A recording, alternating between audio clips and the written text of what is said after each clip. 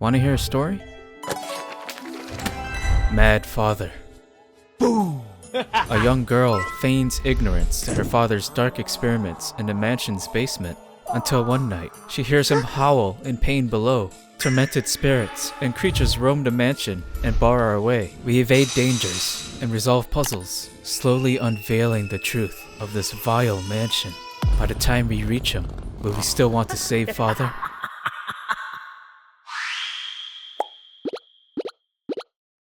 The game starts with Aya, an 11-year-old girl, asking for her father, Alfred Drevis, a scientist researching eternal beauty. We can't sleep alone, but Dad reassures our late mother's spirit watches over us. Our mother's passing's anniversary is tomorrow. We are sent back to bed. We know Dad's secret. He conducts crazy experiments on living people and animals, but we let it slide because we love him. We also know that Dad was having an affair with his assistant, Maria, when Mom and I weren't looking. Dad wishes us to never come to harm, because we are his most precious.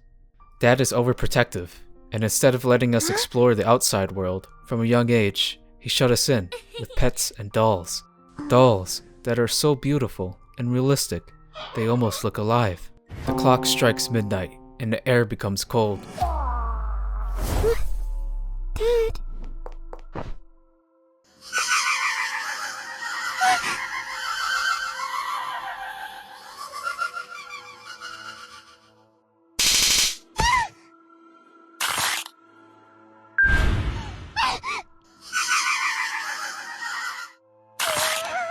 This way! Stay with me. But who are you? I said, this way! No.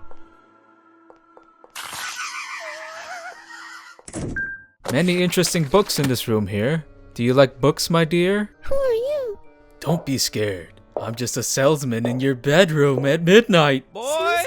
Call me Ogre. Call the police. Troublesome angry corpses of your father's test subjects wander the mansion tonight, all because of a curse. They want revenge, of course. I have to save him.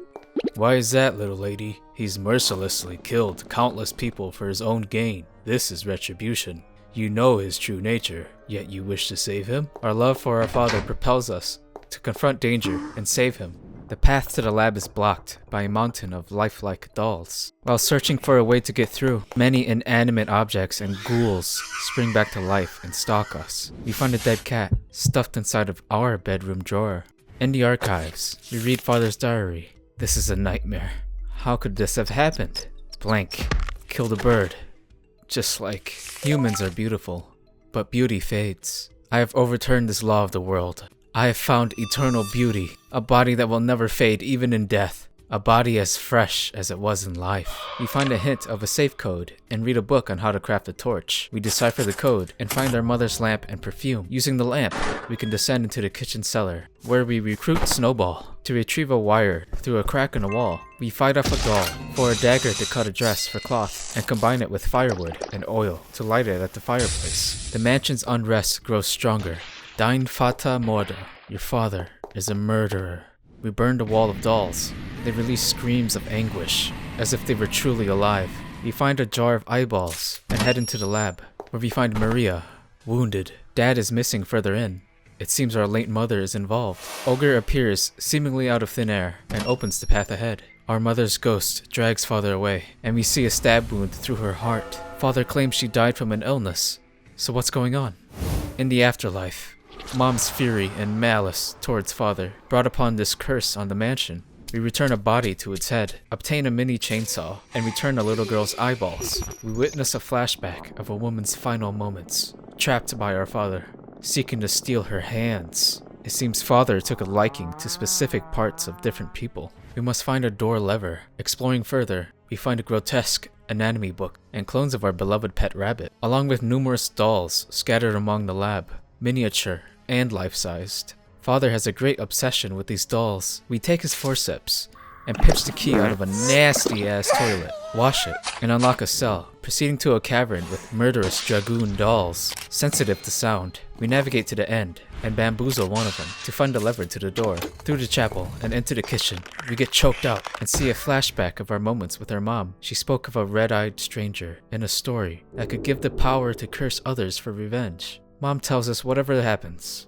we shouldn't hate father for what he does, and that we should support him, no matter what. Promise? We were saved by the blonde boy from earlier, Robin. He's come to save us, and tries to lead us away from the mansion, but we refuse. We have to save father. We struggle in disagreement. A certain someone told Robin to help us. Maria snipes Robin with throwing knives. Maria is also trying to save the doctor, and tells us to flee while we can, for what's ahead is too much for us to handle.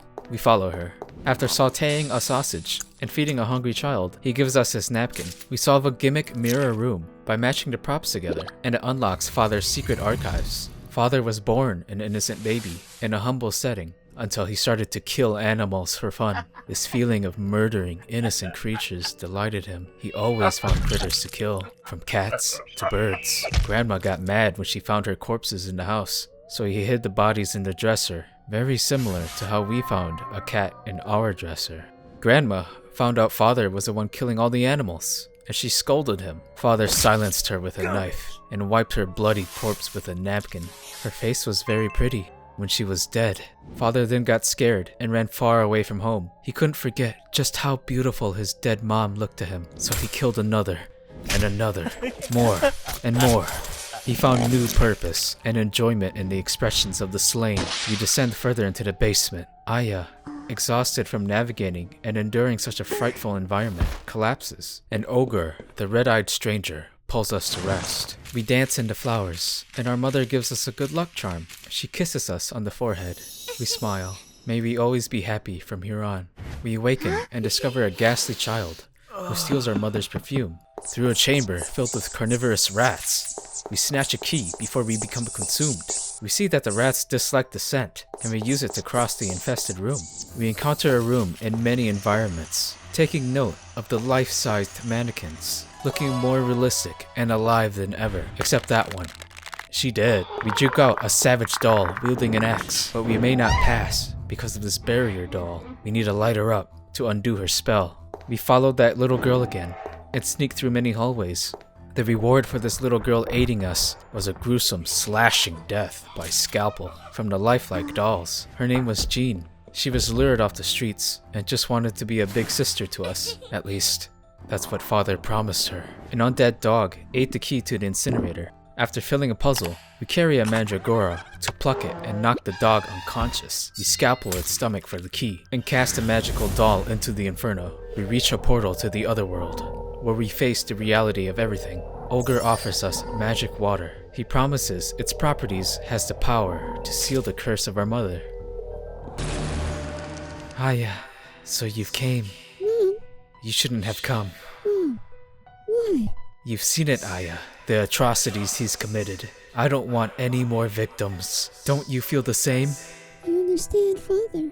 Mom, it's Maria you don't like, right? I know how you feel. It's like someone was taking him away.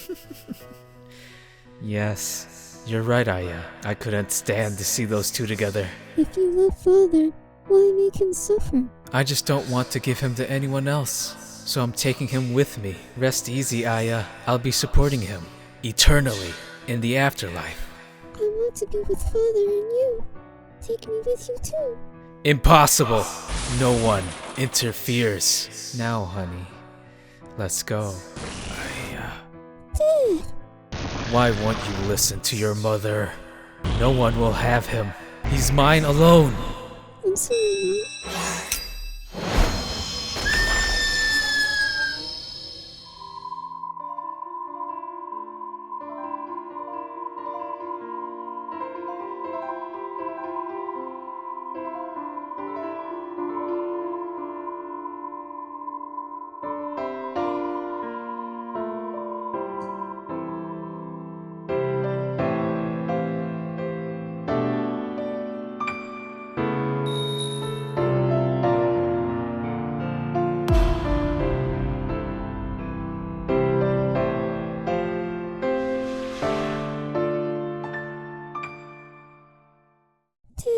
I'm so sorry, Aya. I worried you so. There. I know. Mom must have been lonely. Let's visit her grave tomorrow, okay? I didn't want you to know the truth, but with this last drop of power. Yes, ensure that she never comes to harm, because she is my most precious doll. of them all. A little more until she's ripe. I want to make her into the most beautiful doll. Hey yo, what the fuck? She'll be the masterpiece of all the dolls I've ever made. Make her into a doll? Unacceptable. You'll never use our daughter. You! Explain yourself. Ah, so you overheard. She's our treasure, you lunatic. Exactly. I want to make her so, forever. Someday, she will be dirtied. I can't bear to think of it, so she will become a doll. I don't believe this. I won't let you. We're leaving. Are you planning on taking her away? Let go.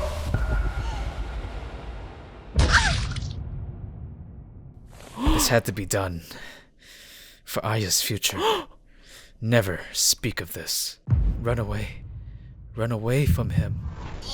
Aya? What's wrong? Why do you look so afraid of me?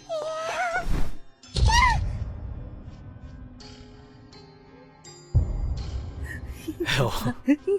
Well, so much for that. I suppose you just can't accept it yet. Don't be sad, Aya.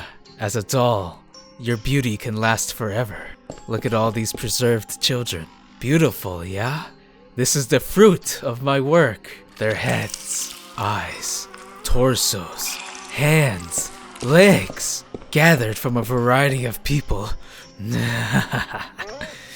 I even combined people with animals. Incredible, huh? What would you like to be, Aya? What kind of dress would you like? Aya, where are you going? Come, be by your father. Don't tell me you hate me. Aya!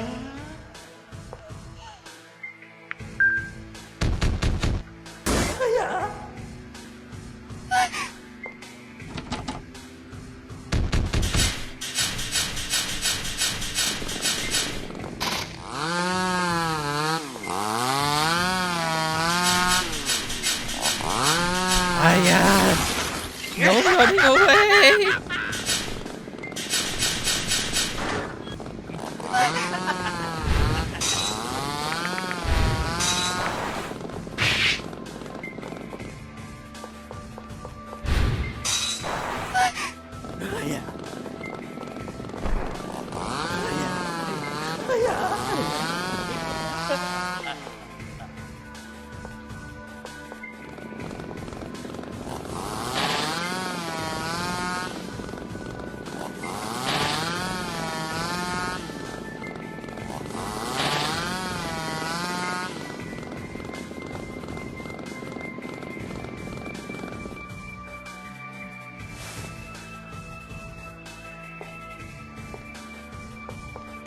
Maria, don't let Aya escape!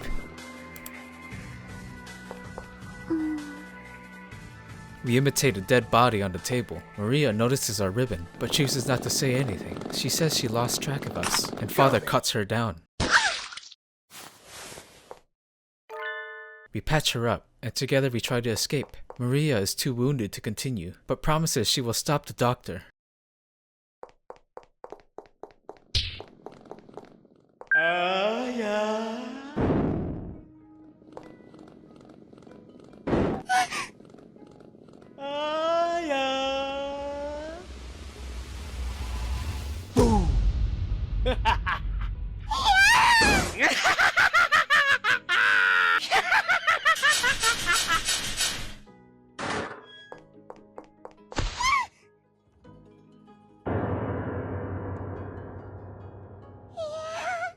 Found you, Aya.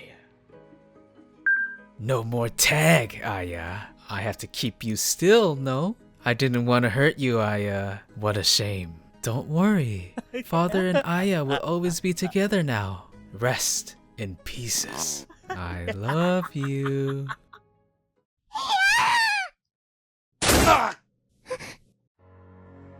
What? I love you, Aya. With no other choice, Maria saves us with violence, and we mourn. Father isn't moving anymore. Did he die?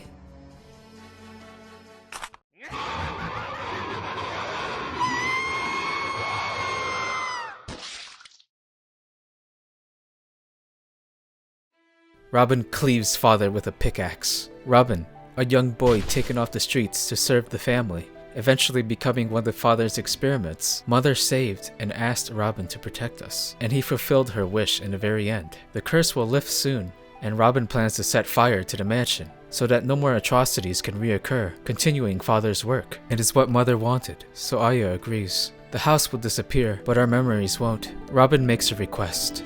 Don't forget everyone who suffered here. They were alone, with no one to love them. Same, but we did indeed live. Please don't forget it. We won't forget. Thank you. Robin sets the place ablaze and leaves Aya with a good luck charm, identical to the one given by her mother. A kiss on the forehead. Aya, Maria, and Snowball watch as their home bursts into flames and decide to set out on a new future together. We say our goodbyes to our parents. Snowball notices a familiar book nearby, the same grotesque anatomy book we saw in Dad's archives. As we wander the shrouded forest, something glimmers in Aya's eyes. Maria feels an uneasiness, reminding her of the doctor. Ogre finds father and offers him a contract. Come with him, and he can research to his heart's content. We fast forward into the middle of nowhere, roughly 20 years later, to the Drevis Clinic. Owned by Aya, she has grown up to be a doctor herself and provides free care to poor patients unable to pay their fees. The patient mentions an old lady that gave her a lift by coach. As she lays down for her examination, she hears horses in the back. Aya is about to apply anesthesia, something unusual for a checkup, and mentions that the patient has very pretty eyes. So beautiful. She's almost getting lost in them. From now on, you'll never suffer again. Indeed, the mistress is much like you. It does run in the family. Aya is seen hugging an array of dolls, with her red book of anatomy nearby. Father, in his own twisted way, tried to preserve Aya's innocence by turning her into a doll before she turned out to be a murderous freak like him. Now, in the future, it is heavily implied that she follows in her father's footsteps. Although she does not torture and kill them inhumanely like her father, she gives them the mercy of anesthetics first, then possibly turning them into dolls, just like her father. In the other world, father is still alive and is recreating Aya. Ogre hopes that one day, father can show that creation to his home world.